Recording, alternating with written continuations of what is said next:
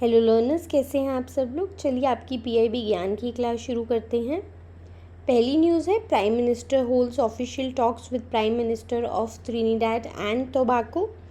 और तो हमारे जो प्रधानमंत्री जी हैं उन्होंने अभी वो विज़िट है पे कर रहे हैं बहुत सारी कंट्रीज़ की। हमने घाना की भी देखी थी, अब वो त्रिनिडाद एंड टोबैको की विज़िट पे हैं और यहाँ पर उन्हें सम्मानित भी किया गया है the order of the Republic of Trinidad and Tobago.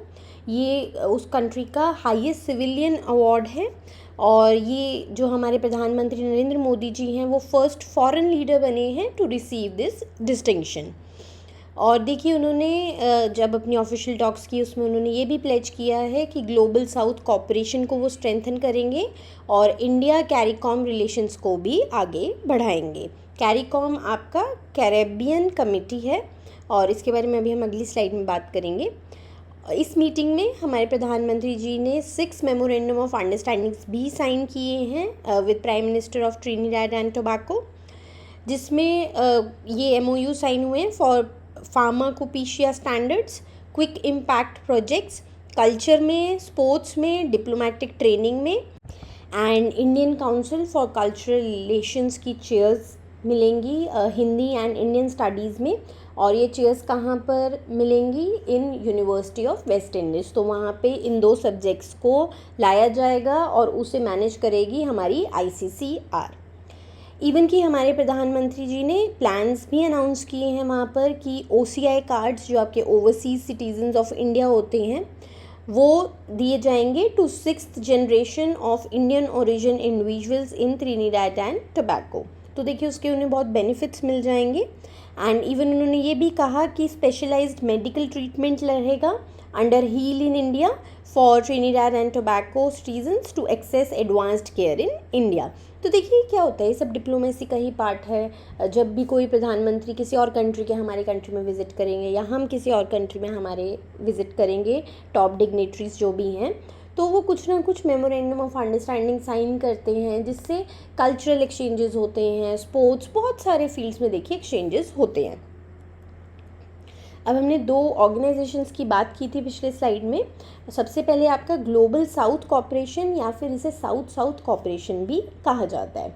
तो ये जितने भी डेवलपिंग कंट्रीज़ हैं mostly Asia, Africa and Latin America में, उन्होंने साथ मिलके कोलैबोरेटिव एफर्ट्स के लिए इस ऑर्गेनाइजेशन को बनाया है जिसमें वो लोग knowledge, technology, resources and development strategies इन सबको शेयर करते हैं।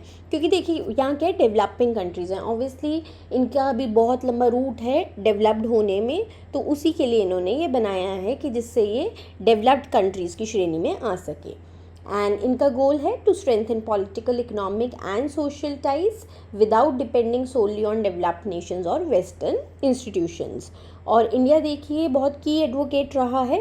हम जितने भी आपके ये साउथ कॉपरेशन लेड इनिशिएटिव्स हैं like India Africa forum summit है, BRICS and development aid to smaller nations. Then हमने दूसरी ऑर्गेनाइजेशन की बात की थी कैरिकॉम की, जो कि आपकी कैरेबियन कम्युनिटी है। तो कैरिकॉम एक रीजनल ग्रुपिंग है और 15 कैरेबियन नेशंस जो 1973 में फॉर्म हुई थी वाया ट्रीटी ऑफ चैगुआ रामाज। तो इससे ये कमिटी, ये कैरिकॉम आपका बना था। एंड ये 15 कंट्रीज़ आप देख लीजिएगा, आपकी ये मोस्टली कैरेबियन कंट्रीज़ ही हैं, वहीं पर पाई जाती है कैरेबियन सी के आसपास। एंड इसका एम है to promote economic integration, coordinated foreign policy and collaborative development among member states. और इंडिया जो है देखिए टाइज अपने बढ़ा रहा है कैरिकॉम के साथ भी through summits, development assistance and India CARICOM leaders meeting. तो देखिए हमने ना कहीं पे भी रोका नहीं है। हम G7 हो, G20 हो, कैरिकॉम हो, हर कोई अगर रीजनल कोई भी कमेटी है ना जिसके अगर इंडिया पार्ट नहीं है, तब भी इंडिया अपने पूरे एफर्ट्स कर रहा है कि हम उन कमिटीज़ के साथ किसी ना किसी तरह से एसोसिएटेड रहें। and it plays a vital role in representing small island developing states in global forums especially on climate change।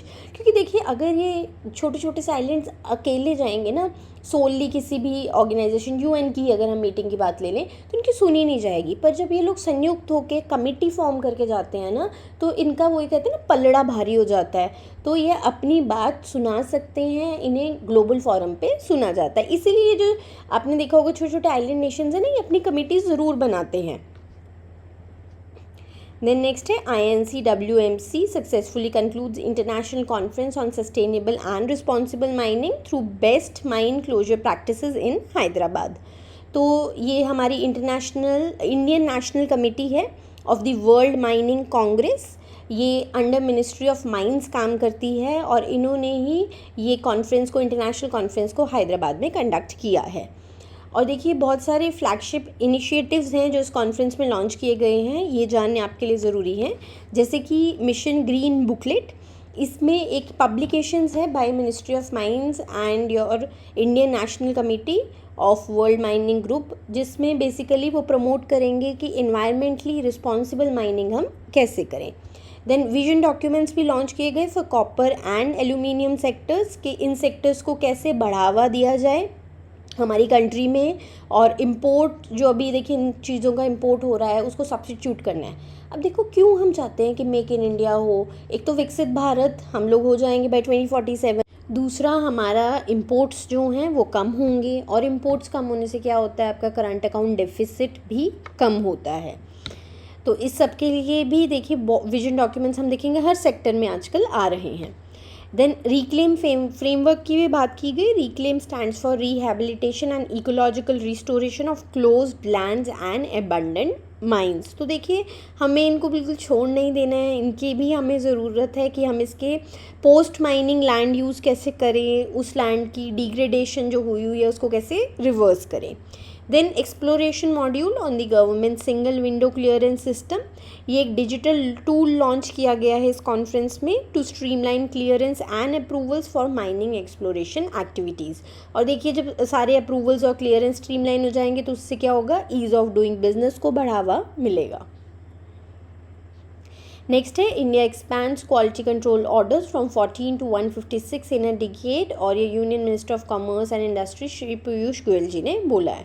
तो देखिए 2014 में हमारे सिर्फ 14 क्वालिटी कंट्रोल ऑर्डर्स होते थे जो 106 प्रोडक्ट्स को कवर करते थे, और अब ये बढ़ के 187 हो चुके हैं कवरिंग 769 प्रोडक्ट्स।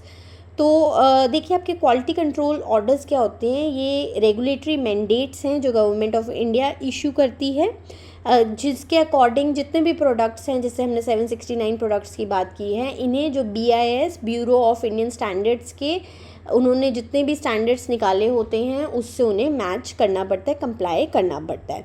जब तक वो कंप्लाई नहीं करेंगे वो प्रोडक्ट्स ना ही प्रोड्यूस हो सकते हैं, सोल्ड, स्टॉक, इम्पोर्टेड कुछ भी उनका नहीं किया जा सकता है। तो अभी हमारी कंट्री में और एडिशनल 2500 आइटम्स भी अंडर रिव्यू हैं कि उन्हें इसमें क्वालिटी कंट्रोल ऑर्डर्स में लाया जाए।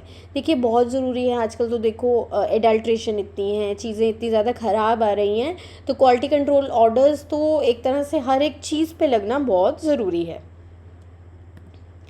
नेक्स्ट है भूमि पूजन and foundation laying of Tribhuvan Sahkari university. तो ये ले किया गया है इसका फाउंडेशन स्टोन, और ये खोली जाएगी त्रिभुवन सहकारी यूनिवर्सिटी, इंडिया की first national level cooperative university है ये, और इसे आनंद गुजरात में ओपन किया गया है। इसमें PhDs, managerial degrees, diploma, certificate सब कुछ दिया जाएगा in field of cooperative management, finance, law and rural development. तो आज तक हमारा कुछ ऐसा था नहीं हमारी कंट्री में, लेकिन अब बना दी गई है। एंड एक रिसर्च एंड डेवलपमेंट काउंसिल भी इस यूनिवर्सिटी में काम करेगी on innovation and cost effective technologies in cooperative domain. Tribhuvan Sahkari university आपके institute of rural management Anand जो था, पहले ये इंस्टीट्यूट एग्जिस्ट करता था, उसको ट्रांसफॉर्म करके इसे बनाया गया है, और इसके लिए TSU बिल 2025 भी पास किया गया था हमारी पार्लियामेंट द्वारा, और इसमें बेसिकली सपोर्ट दिया जाएगा to 8,40,000 cooperatives in our country, और इसका एम है कि 2 मिलियन कॉपरेटिव पर्सनल को भी ट्रेन किया जाए। Bankers university RBI grade B के बच्चों के लिए जो भी प्रिपेयर कर रहे हैं कंप्लीट गाइड लेके आया है पीडीएफ फॉर्म में। ये पीडीएफ बिल्कुल फ्री ऑफ कॉस्ट अवेलेबल है आपके लिए। इस पीडीएफ में आपको syllabus, time table, sources, tips सब मिल जाएंगे। एक तरह से रोड मैप है आपकी आरबीआई ग्रेड बी प्रिपरेशन के लिए। इसे लेने का लिंक इस वीडियो के डिस्क्रिप्शन में अवेलेबल है। लिंक पर जाइए, क्लिक कीजिए, अपनी ईमेल आईडी डालिए और ये पीडीएफ आपको अवेलेबल हो जाएगी।